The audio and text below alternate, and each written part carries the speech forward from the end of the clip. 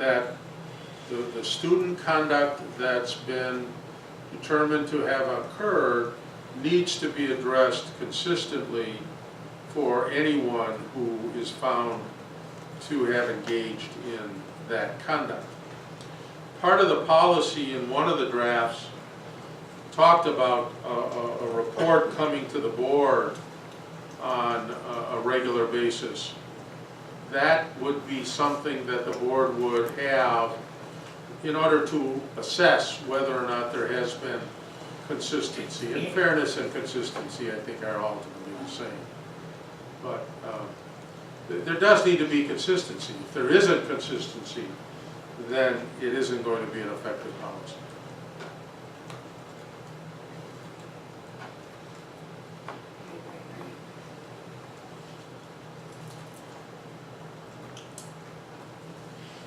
Additional questions for Dean?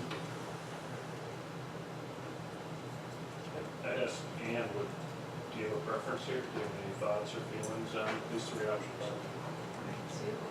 I'm very interested to hear what they are. I like the pre-expulsion process. I do, but in working with this board for the last 5 years, I do believe we have to get consensus. And perhaps as part of that April training, that's always discussed. Because what 9 people think today could change when you have 3 different people on the board. So I think that that's important to always be a part of what we're talking about. But a pre-expulsion process gives you those gradations, and again, that could change depending upon the board, what those gradations are. So you really almost have to get out of yourself and think of who you represent and what their thoughts and feelings are, and maybe, as Diane said, get some sort of thoughts from the community involved in that. Or, you all represent different facets of the community, but that tolerance and difference in levels, I think, is important for us to work out. I think we start with the foundation of what does Neolay bring forward as a pre-expulsion process, allow the board to take a look at that, and bring possible examples of identify some absolutes and do the same as, what requires less. Yeah, I think the so-called absolutes and the so-called, very minor, I think can easily be identified. And then just outline what does a pre-expulsion process look like, so that you're familiar with that. So I've worked in a district for 13 years that had a pre-expulsion process. Then again, the board always has to be okay with that. Well, why did this come? This is a pre-expulsion process, this is what we do. Well, I don't agree with that. Well, the board that put this in place agreed with that. So you just gotta be real clear about that. It's kind of like knowing your policies. This board, this current board, knows our policies better than any future board ever will, because you've all read them and you were all involved in implementing them. That's a special thing. That's really special. I think we've got a very educated board on our policies, so. And my question to you is now, once we do implement the new policy, will there be any repercussions from I was expelled at this? No. So No, we have to because get we it out operate under the policies that are current. current. Yep. But just so the public and the community is Yeah. aware, because there will be some. Sure. And kind of the way you did, Kelly, this time, we implemented all of those new policies beginning with that new school year. Okay. So you may Okay, consider gotcha. that, you may bring a Right. pre-expulsion process forward, and you may say 18-19 school year, we're Sure. moving in this There you process. go. All right.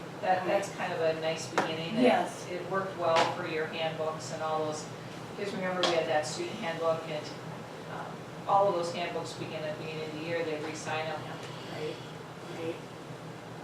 So policy changes, I would definitely recommend come in August. I was gonna say, you But don't it want may to put take them us a in. couple meetings to get through this, Yes. to Well, and bring you're forward your You're recommendations. gonna have to make sure you tie them into the Yeah. handbooks. Yeah, right. Do you remember everything we can't sat there and change. listening, all the changes that were coming forward, and you'd be surprised, they wanted to punish somebody, something for wasn't illegal, that wasn't legal.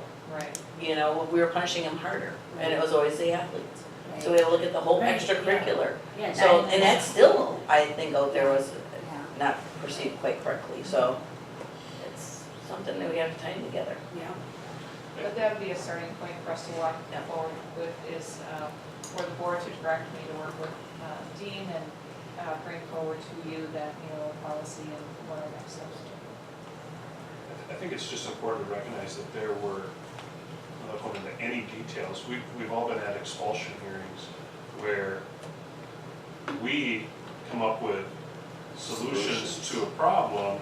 And we find ourselves saying, what are we doing here? Why didn't the staff do this? And the answer to that is, they're not empowered to do that before coming to us. And, in the world of what's best for kids, my opinion is, if we can resolve a situation to the satisfaction of the parents, the student, and the administration, without making this child come before us and sit for a hearing, that's in the best interest of that child. So, because it's faster, it's more efficient, and takes up less of our time, takes up less money for the district, so I'm in favor of investigating this further and seeing what my thoughts. Do we have to bring this forward next month to make a decision, or can we just get that started? Because it's discussion only. Right. We would need an item from a board member to request it. It could be a discussion and possible decision to start looking at Neola. What options they have, that might be the starting point. Yes. We don't have that right now, we have this just as a discussion. Right. Because with the number of the recent expulsions, Kevin Terry has talked about this process after.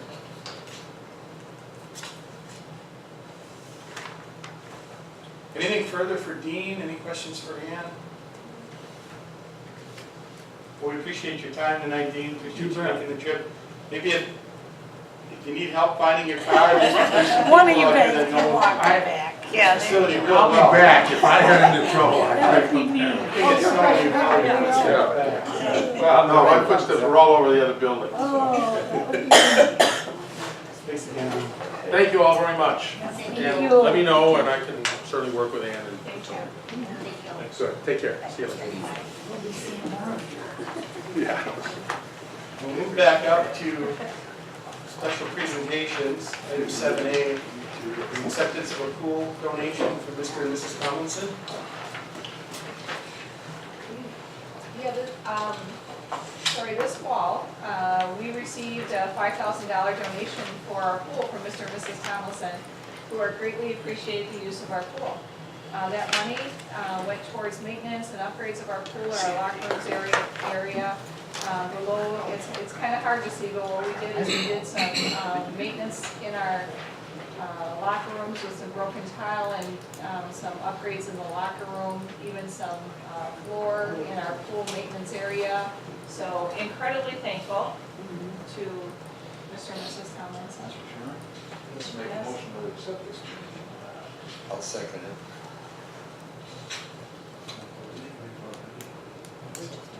Oh, you don't need one? All right, Dawn. So I'll take We it. did send a thank you, correct? That's very nice. Yes. Mrs. Tomlinson is my cousin. I will be telling the father to do that one. I think they're my neighbors too. I think they are. Yeah. Very nice donation. Let the record reflect the board's appreciation Yeah. for that donation. And our pool's heated and back up and running right now. Yes. Yes, it is. We'll swim in the celebrate this. I have a friend that's been using it, and she's very happy with it. So it's all good to go. So I think so. Anything further on the pool donation? Move on to item 7B, which is the technology roadmap and technology update from Brady Messenger. So there's two documents in front of you. We're going to do things just a touch different tonight. I've got Christy here. We're just going to kind of go over a couple of big pieces of the year. This is kind of our yearly state of the state. Yeah, see, isn't that it shows that we're still in touch with, Only two sheets. I didn't think of that, Well, 20-page PowerPoint. So we'll bounce back and forth a little bit, but again, this is kind of the state of the department and the state of where we kind of see technology. This is our yearly report back to you on kind of where things are at and where we see things moving forward to in the future. So one of the things we left you with last year, if you look on your sheet, we're in the upper left-hand corner. So last January, we said we were going to completely redesign our website, and we completed that project. So two big things that we changed about our website is that now it's mobile optimized, which means that if you can look at it on your phone, you can look at it on a computer, it changes the size of the website to what you're using. And the other thing that you don't see probably is the ADA compliance, which is the American Disabilities Act. So if somebody's visually impaired, it can change the contrast of the screen. When they hover over a picture, it has text, which is a big deal with websites. You have to be ADA compliant, which our last website was not. One of the other big pieces that we laid out last year for you was the pursuit at this time of the year of some significant grants around the state. We've been, in my opinion, we've been very fortunate in what we've been able to go out and get. It's opened up a lot of flexibility. We got a grant for 4. So your traditional smart boards like this, of course, like anything in the world, this is now the dinosaur of technology, and the new thing is you no longer have projectors, you have what they call backlit panels, which are basically really fancy touchscreen TVs for all intents and purposes. We were able to get a grant for 4 of those, so a $12,000 grant for that. A couple very large grants from Teach, which is operated by the Department of Administration at the state level, to send teachers to training, around $11,000, and a very large one for infrastructure. So when we go through and add significant pieces, switches to our network, some of our cabling, and that one was in the $56,000 range, so a very significant piece that we're then able to kind of roll into other parts of technology. Our newest one is a couple $1,000 grant for Little Bits, which are snappable electronics. If you learned electronics when you were a kid, it was soldering the pieces together, and then the next kid comes in, and what are you going to do with that? It's a very expensive thing to teach. The new technology is they're magnetic pieces that actually snap together. It does the same thing, but it allows you to break it apart. Next group of kids come in and they can operate on the same thing. Our hope with that is to start teaching electronics at a lower age level. Right now it's basically high school, and we're looking to move that down to some lower grades. We do have 2 grants out there right now. One of them is the WDC grant that you guys approved the resolution for 2 months ago for us to go after. We should find out hopefully within the next month where we sit on that. And then a Green Hack Foundation grant for some more equipment in the Fab Lab that, again, hopefully we'll find out sometime in February or March now. Brady, who's your grant writer? You're looking at it. Who was doing all this writing? Okay. 2 pieces of professional development that we offer. One is the Tech Camp in August. And so we run the sessions based on the Bright Bites data. So the Bright Bites give us a focus on some high leverage ideas on what we should have sessions on. And then our tech coaches run the sessions. We had 35 teachers and aides attend to the 2 days in August last summer. And then we have a blended learning opportunity where teachers can go and learn about Canvas, which is our learning management system. And they can do that anytime, anywhere. So they can do it at home, or they do it on spring break or summer. And so we had 25 teachers complete that last year. So we were in the middle of it when we presented last year, and we have 10 more teachers doing it this year. One new thing that I added in that I didn't have last year, but I think it's an important thing for you to kind of see the whole scope of our department. So Christy and I deal with a lot of the front-end teacher side of things, but we actually, obviously have a tech staff doing a lot of the behind-the-scenes work on setting stuff up for teachers, on imaging computers, all of that behind-the-scenes stuff, and then dealing with the day-to-day of my projector's not working, something's wrong, somebody needs to come and help. Over the last couple of years, we've really pushed our ticketing system. We're trying to get away from the, oh hey, stop you in the hallway and grab you, because obviously it's hard to get to everything, and what we've found is, like any business, it's difficult when you get grabbed 4 times walking down the hallway to remember everything that you have to go back and do. The other big benefit to this is it allows, if someone's gone or if someone's busy, the ticketing system allows anyone to basically pick that project up. And our goal is, from the behind-the-scenes side, to try to turn those tickets over as fast as we can. So one of the stats I pulled there is just how many tickets. So you think of that, we've got about 150 teachers, about 200 certified staff, closing 2,600 tickets during the last year, so January 1 to January 1. while it might be, 4 or 5 a day for a person, that's a significant amount of, depending on the amount of time it takes to fix the issue. That's certainly something we're always looking at shortening that time down, at how quick we can turn this around and get things back up moving for people. Is that ticket generated through like a help desk phone? Yeah, call so or- it's a pretty slick system. It's actually, ours is an email system. So you type help desk at Mosinee Schools, just like you would to email anyone. It emails the ticketing system. The ticketing system emails every one of us, and then the first person to pick it up basically takes the ticket out of the queue and sits on it until they close it or until they do something else with it. So the person gets a response that it's been open and, Correct, and they get a response then of it's been assigned to somebody and it's been Yeah. closed, that this issue's been resolved. Okay. So. How many staff people do you have that are handling? So it's tickets? Christy and myself. We deal a lot less with the ticketing system. Our network administrator is Jarrell, so that's one. Andrew is our system administrator, and he is the building technician for the middle school. And then Jeff is our high school building technician, and we just hired a new elementary school technician, Dave. So there's one person in each building, and Jarrell does the behind the scenes of everything. The man behind the curtain. That's just staff, because the kids would be in the Chrome Savers. Correct, that's just staff. So students are not assigned tickets. We've kicked that around, but right now it works well to kind of keep those things split up for us.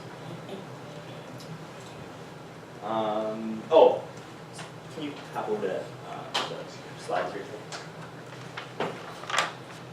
So one of the big things, obviously, over the last year, a year ago, it was funny as we were putting this together, Christy and I thought about how far we've come in the last year. Last year, the last slide we put up was the creation of the Fab Lab, and that's obviously been a major piece of kind of making things operate over the last year. One of the parts that's pretty exciting for us, we've hosted our first community night now. We had about 75 community members show up, which you guys have been in Mosinee and are on the board. It's tough to get 75 people to show up to anything that's not a sporting event. So we were and now it really helped that we held it on the same night as a concert and a sporting event. So we probably got some draw-in from those things. But we were pretty excited about that. A chance to show our community and to show people who don't probably step into school a lot what cool things we have going on. We've had 9 different classes so far actually come into the Fab Lab and use it. 7th grade tech ed, 8th grade tech ed, high school woods class, and just over 300 students have done some sort of a project in there. I've mentioned it before, but one thing that I think bears repeating, certainly there's a cool factor to the Fab Lab. I mean, that's undeniable. I like to think some parts of it are you're tricking kids into some pretty intense things while they think about, oh, I really want to make this. I really want to make the movable train on a 3D printer. But think of all the pieces and components that go into the final product of this, the math necessary, the engineering necessary to actually formulate some of this stuff. But we just ride it down the tracks. So just some ideas we brought along just to give you some idea of what projects are going on. That was for an engineering class at the high school. Middle school tech ed is doing some pretty cool projects. One of them is they designed their own board game, which is the board game board that a 7th grader, 8th grader designed, is what Kevin's got right now. And in addition to that, they are designing their game pieces, so it's like Monopoly on a 3D printer. The 7th grade tech ed just finished, if you've ever been to, what's the restaurant? Cracker Barrel, that's got these on every table. The 7th grade tech ed program just designed this. And you think of the different machines and elements being incorporated in. So the old school bandsaw, like you, oh, way to Yeah, go. you did it. The old school way of doing things, so the bandsaw on it, they use the laser engraver to actually engrave their name, the year, and the school district. They use the 3D printers to actually create and design their own pegs that had to obviously fit with the specifications of being able to fit into the pegs, and putting all of those machines together to create kind of a finalized project. And then the pieces that you see cut out are done on the CNC router, which is in the wood shop. So combining all of that stuff to really come out with a finished product, I think is pretty undeniable that it's some pretty cool skills. Again, some 3D printing, some models. The cool factor is certainly there, but there's a lot of behind the scenes work to actually get some of that stuff accomplished. Brady, when the students do that, do they each get their own? Or Yes. they do it as a class? Nope, they each get their own. Okay. Yep, so one of the fortunate things in the grant this year, in next year when we have a Fab Lab class that's starting for high school students, there's a budgeted amount that the students pay. So it's a $25 class fee. For this year, we built into those grant prices overages of materials to use on the middle school kids for free. So we're essentially creating projects right now. So these types of things, we have materials for them to be able to use. And obviously a selfish part is we want to get them in and excited about using, some of this materials. As easily as we can get them in the door, that's kind of the goal of things here. We've been fortunate, if you look at some of the pictures that are on the ones in front of you, this fall we had a visit from the governor to tour the Fab Lab, which I got in a couple good words that better move us up higher on the priority list for some of these grants coming down the pike later on. We've hosted students from other schools, so St. Paul's has come over and done some projects over here, and then obviously our community nights and just getting in. Our goal is to not just have ours be something that our high school operates out of. Our goal is to have our middle schoolers and our elementary school, and so Christy's worked a lot with getting the elementary school kids in, designing holiday ornaments and projects that fit their skill level. I think is kind of a cool piece of what we're trying to accomplish. We're in a great spot because geographically we're so close. We don't have to worry about how to get them over here and how to make that happen. We can really hit the whole district pretty easily on things.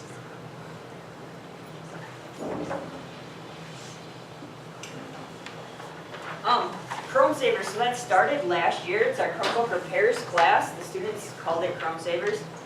And then we made a sign. Actually, Cindy also made the sign. And we've worked a lot with other departments. The library has been instrumental in helping us. Lori Gejima and Carrie Lashinsky. They help us out with the Chromebooks and the management of moving pieces. When the students break their Chromebooks, they check them out. A rental device until theirs is fixed. And probably the biggest thing is they gave up part of their library because the Chromebook Repair Center used to be in what the Fab Lab is now, and now had to be moved into the library. So this is right next to the librarian desk here. Now it's housed in there. And so if you look at our numbers from last year versus this year, you can see how many devices broke during last school year and this year. If you look at the top two numbers to compare them, this is the total repairs versus the ones that were no cost to students. You can see most of the devices that students break don't cost them anything to fix. If they break a key off, we can usually put a key back on, or we can reset the device. So most of the time when they have problems, we don't have to send it off to somebody. We can fix it in-house and it doesn't cost them anything. And then if you look at the bottom two sets of numbers, when it does cost them money, it's usually because they broke their screen. And a screen is like one of the cheapest things to replace. It costs $30. So those are numbers that I think we're very proud of, that we're able to return a lot of those things without passing a huge amount of cost onto the students. That certainly is not the goal of our one-to-one program. The kids in Christie do a great job of seeing what they can do and piece together to get this back out in students' hands as quickly as possible and as easily as possible on the pocketbook to the families and students that maybe have issues. The other two pieces, just to highlight some things that we touched on last year. Last year we started a new initiative with our tech coaches. So Matt had asked about our tech staff. There are 2 tech coaches at each building as well. 2 at the elementary, 2 at the middle, 2 at the high school. They are in-class teachers that help with the day-to-day tech questions that might come up. So they are meant to be kind of the front line of a question on how to use Canvas, or on how to use my smartboard, or on something in Google that I might not understand. They're the people right down the hallway that can help answer some of those things.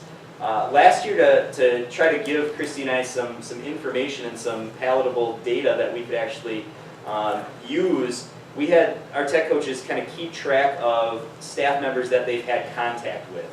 Last year we ended in the high 80s for contacts, so we take a complete staff listing and they keep track of, yes, I had contact with this person, I helped them with this. And our goal is really at the end of the year, our goal is 90% of the staff to have some contact with, and then at the end of the year for us to be able to look at it and say, why didn't we have contact with them? Is it because they just are blowing the doors off and they get everything, or are they hiding in a corner somewhere and they're avoiding the tech department? And trying to delve into, well, why and what can we do to maybe reach those people? So right now our number is really high. We've had contact with an awful lot of our teachers, 78% of them, on some tech-related issue. And by the end of the year, our goal is to be able to hit really 90% of the teaching staff. And the last thing on that side is just the Canvas numbers. There's an increase in all areas, just a steady growth of the teachers using Canvas. So there's more teachers in there. The students stay the same because our student population hasn't grown. It did go up 3 students, but and then there's more assignments and more discussions. So it shows the teachers are using Canvas more. So over to the other side of the sheet there, just to kind of give you some ideas on a few things. Just provide you with an update of, really from our tech coach standpoint, what we are trying to do. So our tech coaches are there to help with the day-to-day, but they're also there to try to provide support. When Christy and I looked back at the end of last year, one of the areas we felt we didn't do a good enough job on that we wanted to support more this year was providing support in the classrooms on tech-related things. It was eye-opening at the end of last year. We went around and introduced our new filter to students and showed students what we actually have the ability to see. And there was a lot of wide eyes out there of like, holy cow, okay, well that changes the way I look at things here a little bit. And it really caused us to think, we want to make an effort to really hit the digital citizenship side more with students. So right now our tech coaches at each building are helping out at staff meetings. So at each staff meeting they give a 5-minute update on some tech-related issue for their building.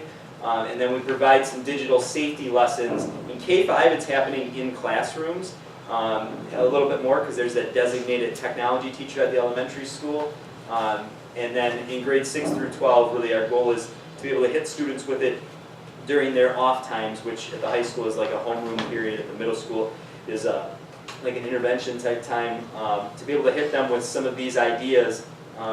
It's constantly on the news, issues in other school districts of bullying, cyberbullying, of stuff that happens, and I think a lot of it is education on a large part. So, we're really trying to be proactive on that, to educate kids on the do's and don'ts of using not just the Chromebooks, but using technology in general, phones included. What's the appropriate way to make that happen? Bright Bites, we're in the middle of collecting the data, so we're surveying students, parents, and staff. The staff just took it today, and the results of that survey shape our goals and our professional development for next school year. So one of the big benefits of Bright Bites is this is year 4 now, so you've got some trend data to be able to actually pull from and see areas we're up and down in, and like Christy said, that really does shape kind of where we go with the department. One of the things that is, when we came to you last year, we said here's some kind of goals moving forward for the year. Here's really our next steps and our goals. One of them is on the middle of that sheet, and it's a file backup. Right now we've got network drives. Last year I presented to you a SAN drive, which is a storage array. It's a large storage that backs everybody's files up, from Donna in kindergarten to Todd Felch in high school math. Some staff members, and I'll pick on Donna, when they've been here a long time, they accumulate a large amount of files, and every month we pay for storage to back those files up. It gets to a point where it's ridiculous, and there's so much information we're backing up. So last year in that SAN drive, we presented a lower amount of storage we needed, with the push towards getting people to store things in Google Drive, which is already a supported thing in our district. The biggest benefit for staff members is it allows them to access their files from anywhere without the need to be on our network like the network file center. That's a big deal, and there's certainly a lot of education that goes along with it, but we're moving staff members, teachers over to backing their files up online versus having us back all of them up. We'll still keep hard copies of them, but we won't pay the monthly fees to back them up like we currently do right now.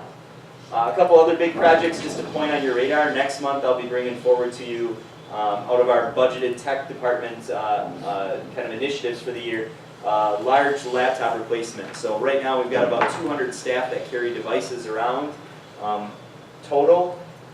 We'd like to quarter that off, and so we can plan a little bit more. Right now it's kind of been an ebb or flow. We do a bunch and then we don't do as many. And it's difficult for our department to plan. It also leads to some inconsistency within buildings. So 10 people at this meeting have this, 10 people have this. It's difficult to get some planning done on that. And if you own a personal computer, you know the switch to Windows 10 is, they're basically forcing it on you now. There's not a lot of choice to it.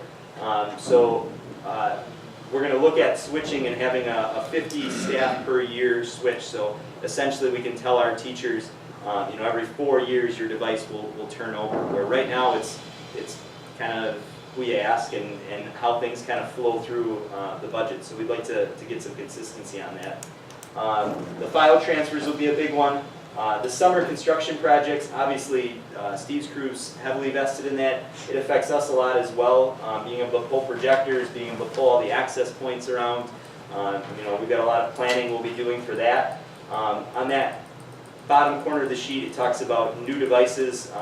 Brent threw at you during the summer for next school year, for next budget year, coming to you for Chromebooks. We'll certainly start looking at those. We're in year 2 of a 3-year cycle on devices, so that'll be a significant thing that we'll look to pursue in November, December. And again, our goal in November, December, why we're doing it so early, is because you catch the end of cycle devices. So when they're dying out and they're bringing out the new, when iPhone 10s are going down and the iPhones 11s come out, you can catch them on a downward slope like we did our first round. And certainly, it's an ability to save a significant amount of money off that. And then really the piece that Christy and I are elbow deep in right now is to try to get a little bit more long-term planning for the district instead of a year-to-year budget, to try to have some foresight and planning 4 or 5 years out in the future.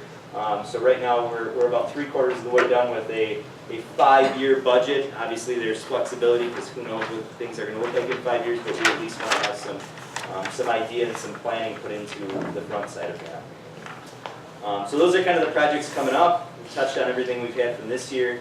I guess the last piece would be if you have any questions or anything that you'd like to have us explain any further on. With the 3-year cycle on the Chromebooks, we own those. Correct. So after 3 years, do they just become obsolete? Are they unsupported? Do we keep them in circulation until they fail? So that's a very good question. So the districts struggle with this. The Chromebook, because it serves a great purpose for us, but they are cheaper devices at the end of the day. So the life cycle on them, tends to be significantly shorter.